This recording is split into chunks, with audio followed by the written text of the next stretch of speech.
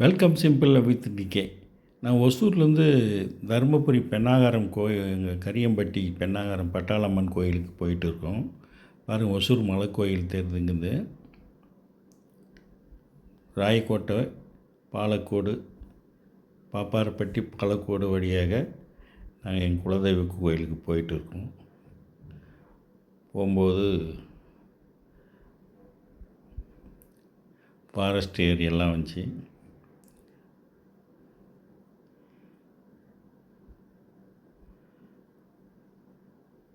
எங்கள் கோயிலுக்கு போய் சேர்ந்துட்டு உடனே சாமி கும்பிட்டு, பொங்கல் நாளில் சாமி கும்பிட்டு வரலான்ட்டு திடீர்னு கிளம்புனோம்.